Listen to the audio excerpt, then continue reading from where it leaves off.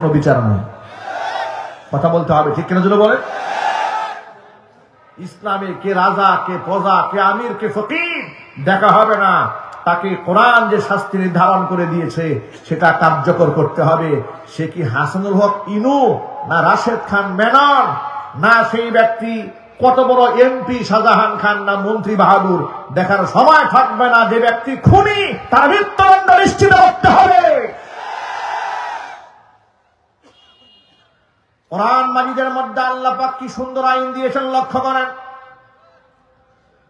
وَكَتَبْنَا عَلَيْهِمْ فِيهَا أَنَّ النَّفْسَ بِالنَّفْسِ وَالْعَيْنَ بِالْعَيْنِ وَالْأَنْفَ بِالْأَنْفِ وَالْأُذُنَ بِالْأُذُنِ وَالسِّنَّ بِالسِّنِّ والجروح قصاص। জোরে বলেন আল্লাহু আকবার। বাণীটা কার একটু জোরে বলেন, আরো চিৎকার দিয়ে বলেন বাণীটা কার? আল্লাহ কি কোনো ভুল কথা এই কোরআনে বলেছেন? আল্লাহর আইন লক্ষ্য করে আল্লাহ বলছেন ওয়া কাতাবনা আলাইহিম ফিহা আন্নান নাফসা বিন-নাফসি। আমি পূর্বের কিতাবের মধ্যে এটা আমি লিখিত আইন করে দিয়েছিলাম যে জানের বদলা জান, ওয়াল আইনা বিল আইনি চোখের বদলা চোখ, ওয়াল আনফা বিল আনফি নাকের বদলা নাক, ওয়াল উদুনা বিল উদুনি কানের বদলা কান, ওয়াস সিন্না বিস সিন্নি দাঁতের বদলায় দাঁত, ওয়াল জুরুহা কিসাস যেরকম আঘাত দেওয়া হবে আঘাতের বদলা আঘাত। ফামান তাসাদদাকা বিহি ফাহুয়া কাফফারাতুল লাহ। তবে কেউ যদি সেটা তাকে ক্ষমা করে দেয়, ছেড়ে দেয়, সেটা তার জন্য। যদি সে মুক্তিপণ নিয়ে নেয় তাহলে এর জন্য সে কাফারা হয়ে যাবে।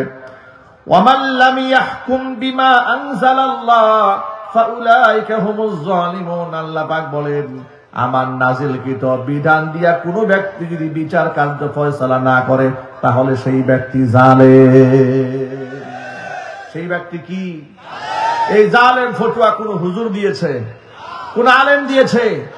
আল্লাহ যে বিচার পদ্ধতি দিলেন যদি এটা কেউ অমান্য করে আল্লাহ বলছেন সে জালেম। আজকে গোটা পৃথিবীতে মুসলিম সমাজে জালেম শাসকে ভরে গেছে। এই জন্য দেশের মধ্যে চোর ডাকাত বদমাশ দিন দিন বেড়ে চলছে, এগুলো কমছে না। আমার প্রিয় বন্ধুগণ, কোরআন মাজিদের আইন আমরা এই জন্য চাই কারণ যদি সমাজের মধ্যে ইসলামের প্রকৃত সুফল আমরা পেতে চাই কোরআনে কারিমের আইন বাস্তবায়ন করা ছাড়া কোনো বিকল্প রাস্তা নাই। একজন ইসলামিক শাসক যে এই দেশে কত দরকার, কতটা দরকার, আমরা আল্লাহর কাছে দোয়া করি রব্বুল আলামিন হযরত উমরের মতো একজন শাসক তুমি আমাদের উপহার দাও।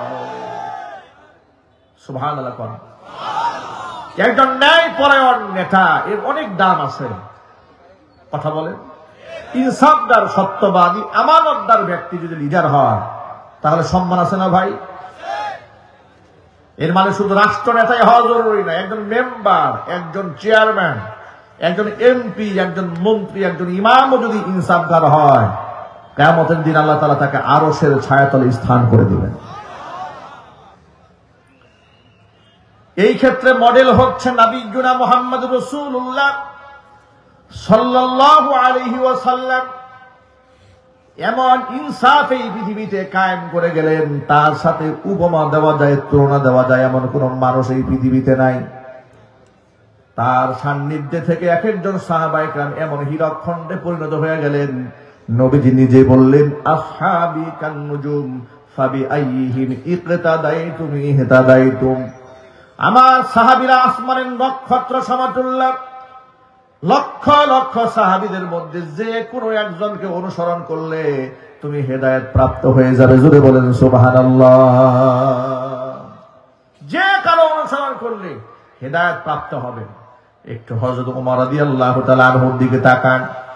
তিনি একজন খলিফা ছিলেন, একজন শাসক ছিলেন, একজন রাষ্ট্রনায়ক ছিলেন।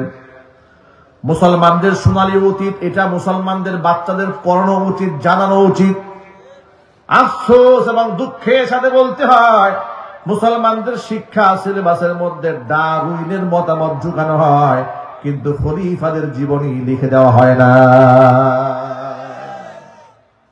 রবি ঠাকুরের ইতিহাস জানার চাইতে মুসলমানদের জন্য উচিত মুসলিম খলিফাদের শাসন ব্যবস্থা সম্পর্কে অবগত হওয়া। ঠিক কিনা জোরে বলেন? ওমর ফারুক রাদিয়াল্লাহু তাআলা আনহুর সামনে একবার কিছু পিঠা দেওয়া হলো। পিঠা সামনে দেওয়ার পরে খলিফা তার স্ত্রীকে ডেকে বলছেন, আব্দুল্লাহর মা, এই পিঠা তুমি পেলে কোথায়? কেউ কি হাদিয়া দিয়েছে নাকি? আব্দুল্লাহর মা হযরত ওমরের স্ত্রী বললেন, না, এটা হাদিয়া দেওয়া হয় নাই। তাহলে কেউ কি ঘুষ দিয়েছে নাকি? হযরত ওমরের স্ত্রী আব্দুল্লাহর মা ওমর রাদিয়াল্লাহু তাআলা আনহুকে ডাক দিয়ে বলছেন, ও খলিফাতুল মুসলিমিন, হযরত ওমর আপনাকে ঘুষ দিবে এমন সাহস এই পৃথিবীতে কারো নাই। আল্লাহু আকবার বলেন। আচ্ছা, হযরত ওমরকে কি ঘুষ দেওয়া যাবে? যার ব্যাপারে আল্লাহ রাসূল বলেছেন, লাউ কানা মিন বাদি নাবিয়্যুন লাকানা উমারু নাবিয়্যা, আমার পরে কেউ নবী যদি হতো হযরত ওমর নবী হয়ে যেতেন। যার ব্যাপারে আল্লাহ রাসূল বলেছেন, যে রাস্তায় ওমর হাঁটে সেই রাস্তায় শয়তানও হাঁটে না। ভয়ে শয়তান অস্থির থাকে যে পিঠে হাড্ডি ভাঙিয়ে দেবে। সুবহানাল্লাহ বলেন।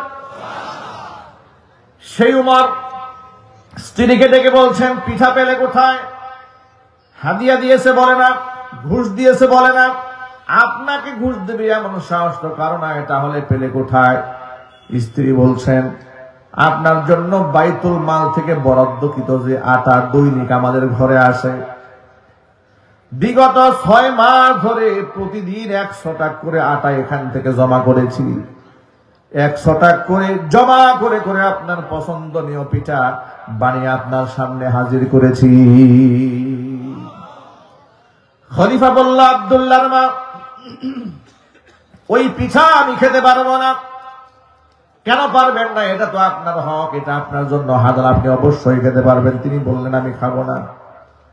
ইরাকের ফুরাত নদী তীর পর্যন্ত আল্লাহ রাব্বুল আলামিন আমার খেলাফত কায়েম করে দিয়েছেন। আমি জানি না ফুরাত নদীর তীর পর্যন্ত যত মানুষের বসবাস আছে সমস্ত মানুষের মুখে এই পিঠা আমি তুলে দিতে পেরেছি কিনা আমি জানি না। খলিফা হওয়ার সুবাদে যদি আমি এই পিঠা খাই, আমার দেশের মানুষ যদি কিয়ামতের দিন আল্লাহর দরবারে আমাকে আসামির কাঠগড়ায় দাঁড় করিয়ে দিয়ে বলে, রব্বুল আলামিন, উনি খলিফা হওয়ার সুবাদে পিঠা খেয়েছে, আমরা জনগণ পিঠা খেতে পারি নাই, রবের কাছে আমি কি জবাব দেব?